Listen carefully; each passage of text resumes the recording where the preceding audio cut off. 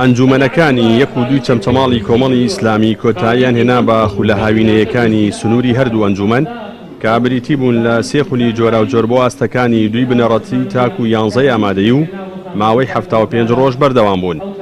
لە سەرجەم خولەکانیشدا زیاتر لە 600 خوێندکار بە هەردوو ڕەگەز و بە جیاوازی تەمەنەوە بەشدار بوون. پەنجام مامۆستای پسپۆڕی بوارە جیاوازەکانیش خۆبەخشانە خولەکانیان بەڕێوە دەبرد. من لە قوتابخانەی تیشی قورئان بووم، ئەوانانەی کەم خوێند زمانی ئینگلیزی و عەرەبی و ئادابی پێغەمبەرمان صلی الله علیه وسلم و لەم خولانەیە بە تایبەتی زۆر سوودمە بینیەوە لەبەر ئەوەی بۆ قوتابخانەی فەرمیش زۆر سوودی هەبووە بۆ دەرس خوێندنمان. ئێمە لە پەیوانگەی ئایندا سوودێکی زۆر زۆرمان بینەوە، زۆر سوپاسی مامۆستاکانمان دەکەین. وانەی فەرمودەی پێغەمبەرمان دەخوێن، تەجویدمان دەخوێن، قورئانمان دەخوێن، ئینگلیزی و وانەی عەرەبیشمان دەخوێن.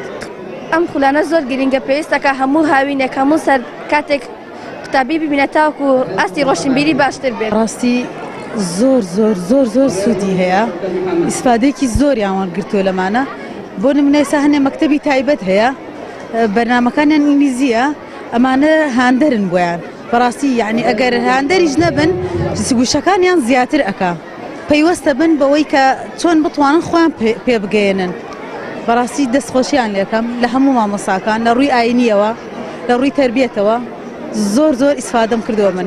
سەرپەرشتیاری خولەکانیش ئاماژە بەوە دەکات لەگەڵ کردنەوەی دەرگای ناوەندەکانی خوێندندا خولەکانیان درێژە دەکێشێت و بەردەوام دەبێت با شێوەیەک ڕێک دەخرێن کە کاریگەری لە سەردەوامی ڕۆژانەی خوێندکارەکان نەبێت.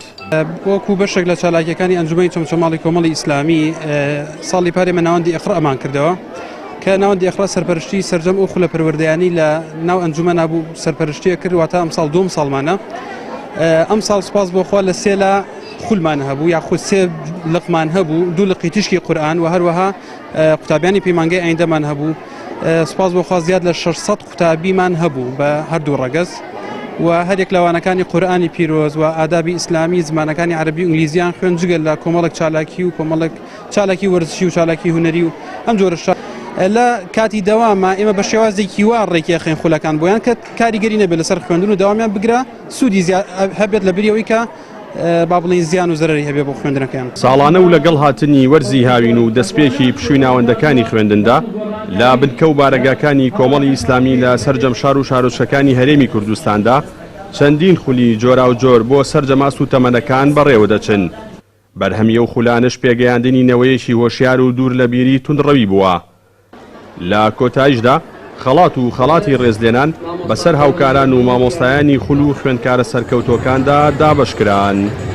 جەلال جەباری، کەناڵی ئاسمانی پەیام، چەمچەماڵ.